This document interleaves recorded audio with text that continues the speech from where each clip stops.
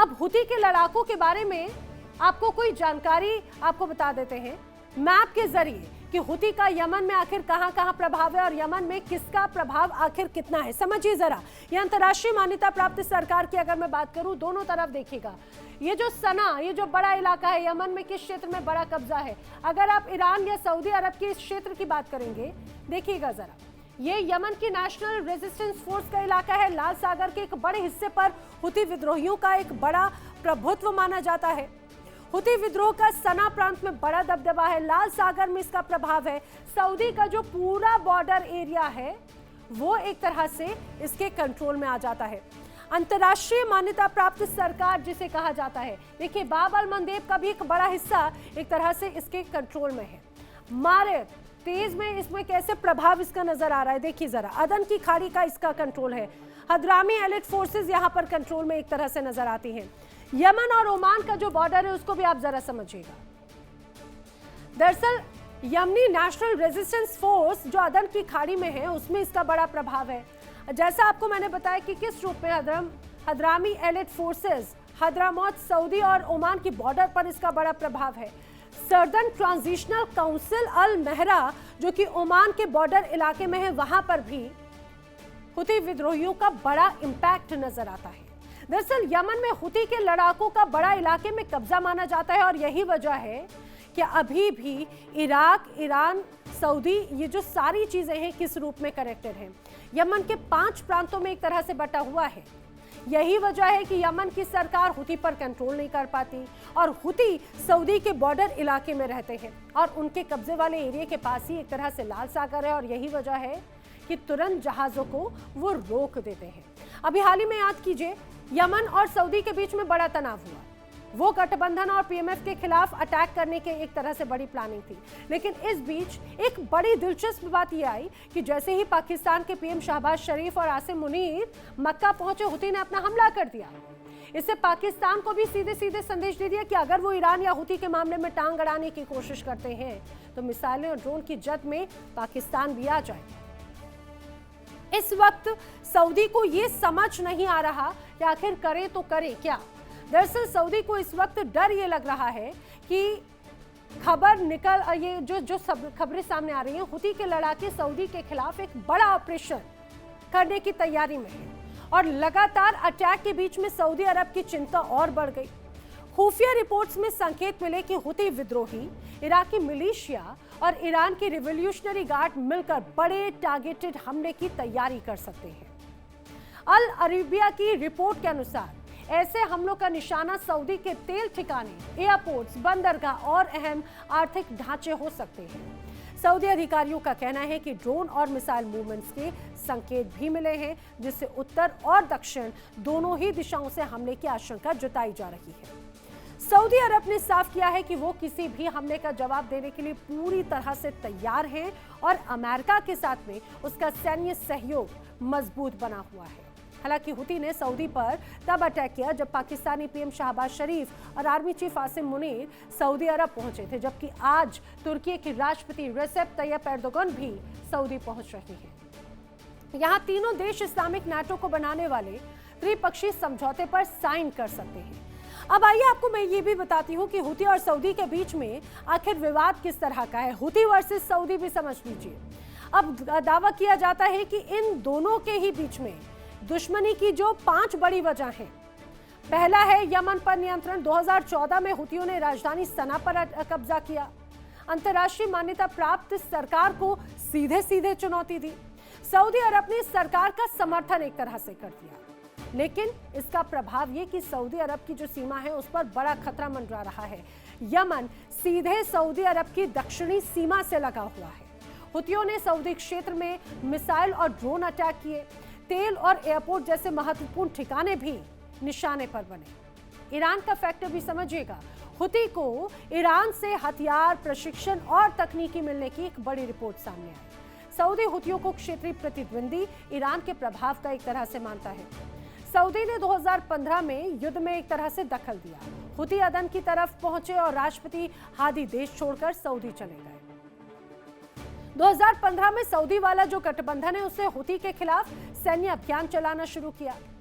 Yemen का पश्चिमी तट लाल सागर और बाब अल मंदेब के पास में है और हुती की जो सैन्य ताकत है यहां बढ़ने से सऊदी अरब को दिक्कत हो रही है। समंदर का व्यापार और तेल निर्यात की सुरक्षा भी सीधे सीधे इससे प्रभावित हो रही है।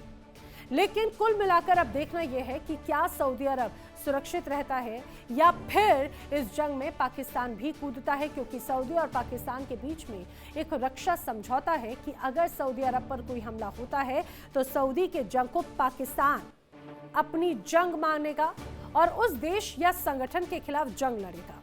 उधर सऊदी पर हमला होने के बाद में अमेरिका भी खामोश नहीं बैठने वाला, क्योंकि सऊदी में अमेरिकी सबसे ज्यादा निवेश है। सऊदी और अमेरिका के बीच में व्यापारिक समझौता इराक के इसके अलावा अमेरिका ने भी सुरक्षा का एक तरह से समझौता किया हुआ है। अब देखना यह है कि क्या इसमें अमेरिका एंट्री मारता है या सऊदी इस जंग में अकेले ही लड़ेगा। लेकिन एक बात तो तय है कि भले ही ईरान के साथ अमेरिका की जंग थम जाए, लेकिन हुती और सऊदी के कारण मिडिल ईस्ट में जंग जारी रह सकती है। ये जंग अगर जारी रही तो ईरान भी शांत नहीं बैठेगा। अगर ईरान शांत नहीं रहेगा तो क्या मिसाइल खत्म होने के बाद अमेरिका अब न्यूक्लियर हथियार की तरफ बढ़ जाएगा? ये एक बड़ा सवाल जरूर है। और अब खबर यह है कि अमेरिका अपनी परमाणु नीति में बदलाव करने जा रहा है। दूसरे विश्व युद्ध में अमेरिका ने परमाणु हथियारों का इस्तेमाल किया, लेकिन अगर दुनिया को यह लग रहा हो कि आगे परमाणु हथियार का इस्तेमाल नहीं होगा तो गलत है। अमेरिका चीन और रूस से बढ़ते तनाव को देखते हुए अपनी परमाणु नीति बदलने की तैयारी कर रहा है। पेंटागन ऐसी रणनीति बना रहा है जिसमें बड़े परमाणु हथियारों के साथ छोटे एटम बम यानी टैक्टिकल न्यूक्लियर हथियार भी इस्तेमाल का विकल्प होंगे। जरूरत पड़ने पर इनका इस्तेमाल दुश्मन के सैन्य ठिकाने या सीमित युद्ध में किया जा सकेगा और इसका पावर राष्ट्रपति के पास होगा।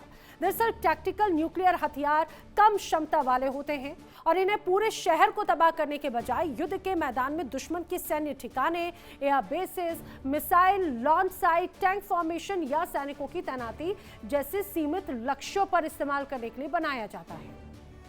आपको परमाणु हथियार के अंतर के बारे में जरा बताते हैं कि आखिर किस तरह के बड़े बदलाव हैं। अब समझिए, इनकी मारक क्षमता लगभग 1 से 50 किलो टन की होती है टैक्टिकल न्यूक्लियर में देखा जाए, और सैकड़ों किलोटन से कई मेगाटन स्ट्रैटेजिक न्यूक्लियर के तौर पर एक तरह से इसे देखा जाता है। अब इतना ही नहीं, अब बताया जाता है कि अगर ये अपना सीधे सीधे निशाना साध ले, जिसमें सैन्य ठिकाने हो जाएं, एयर बेसेस हो या मिसाइल साइट, सब कुछ तबाह करने पर आमादा है। बल्कि स्ट्रैटेजिक न्यूक्लियर की अगर बात करें तो बड़े शहर, औद्योगिक केंद्र या बड़े सैन्य ढांचों तक को यह अपनी जद में ले सकता है।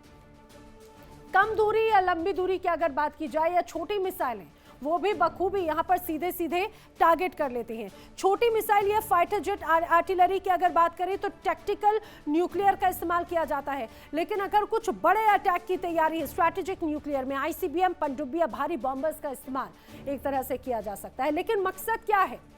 मकसद युद्ध के मैदान में बढ़त बनाना है, तो दुश्मन को बड़े पैमाने पर नुकसान पहुंचाना स्ट्रैटेजिक न्यूक्लियर की एक तरह से बड़ी ताकत है। दरअसल अमेरिका को यह लगता रहा कि अगर भविष्य में चीन या रूस से जंग होती है तो सिर्फ बड़े परमाणु हमले का विकल्प काफी नहीं होगा, और इसीलिए वो छोटे एटम बमों को भी अपनी सैन्य योजना में शामिल करना चाहता है। इससे दुश्मन पर दबाव बनेगा और जरूरत पड़ने पर सीमित जवाब भी देना आसान होगा। और हो सकता है कि अमेरिका ईरान में भी इसका इस्तेमाल करे, क्योंकि जापान की तरह ही ईरान भी अमेरिका के काबू में नहीं आ रहा और अमेरिका के पास में मिसाइल भी खत्म होती जा रही है। वैसे रूस दुनिया का सबसे बड़ा परमाणु जखीरा रखने वाला देश है। सीप्री या एफएएस के अनुसार उसके पास में 5459 परमाणु हथियार हैं। अब आइए जान लेते हैं कि आखिर किस देश के पास में कितने परमाणु हथियार हैं। अगर बात की जाए रूस की, तो रूस के पास में 5449 परमाणु हथियार हैं, तो अमेरिका के पास में 5129, चीन के पास में 620 परमाणु हथियार हैं, तो फ्रांस के पास में 290, ब्रिटेन के पास में 225 परमाणु हथियारों का जखीरा है, तो भारत के पास 190, पाकिस्तान के पास 170 परमाणु हथियार हैं, इजराइल के पास 90, तो उत्तर कोरिया के पास में 50। और अगर इस पूरे बदलाव में देखा जाए तो रशिया सबसे ज्यादा ताकतवर है, अमेरिका से कई गुना ज्यादा। 1945 के बाद परमाणु हथियारों का इस्तेमाल दरअसल हुआ नहीं। जब सेकेंड वर्ल्ड वॉर था तो इस दौरान अगस्त 1945 में अमेरिका ने जापान में हिरोशिमा और नागासाकी पर परमाणु अटैक किया, परमाणु बम गिराए।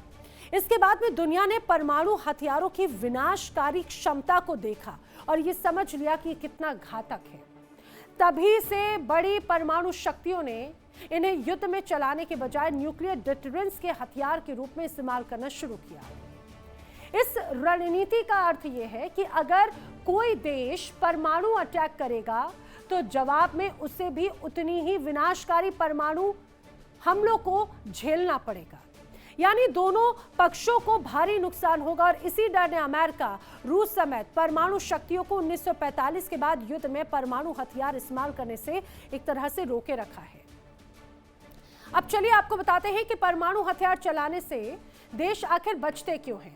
परमाणु हथियार चलाने से देश इसलिए बचते हैं क्योंकि पूरे देश को तबाह करने की एक तरह से क्षमता जवाबी हमले के तौर पर हो सकती है। इसका असर कई दशकों तक रहता है, इसका रेडिएशन पावर ऐसा है। और छोटी जंग में अगर बात करें तो परमाणु युद्ध में छोटी जंग बहुत बड़ा रूप एक तरह से ले सकती है। राजनीतिक और आर्थिक दबाव भी इन हमलों के बाद में एक तरह से पड़ सकता है, झेलना पड़ सकता है। कुल मिलाकर कहा जाए तो अमेरिका हो या फिर रूस, सभी देश हमले के बदले में होने वाले हमलों से डरते हैं। और यही वजह है सेकेंड वर्ल्ड वॉर के बाद से परमाणु हथियारों का इस्तेमाल हुआ नहीं है। लेकिन अमेरिका जो रणनीति में बदलाव कर रहा है, इसका अंदेशा साफ है कि या रूस और चीन या फिर इस वक्त ईरान के खिलाफ अमेरिका छोटे परमाणु हथियारों का इस्तेमाल कर सकता है। वैसे हाल ही में ट्रंप ने कहा था कि ईरान पर दूसरे विश्व युद्ध के बाद बड़ा हमला होगा और ऐसा हमला होगा कि दुनिया याद रखेगी। तो क्या ईरान के खिलाफ के लिए ही अमेरिका अपनी रणनीति में बड़ा बदलाव कर रही है? बताएंगे आपको आगे भी तमाम और भी एक एक पहलू। लेकिन कुल मिलाकर ये जो बड़ा बदलाव है, यह अमेरिका के लिए और पूरी दुनिया के लिए बड़ा घातक जरूर हो सकता है। देखिए इंडिया डेली 24/7 अब आपके स्मार्ट टीवी पर। इंडिया डेली मौजूद है सभी डिजिटल प्लेटफॉर्म पर लाइव और लगातार। इंडिया डेली 24/7 हर दिन राष्ट्र को समर्पित।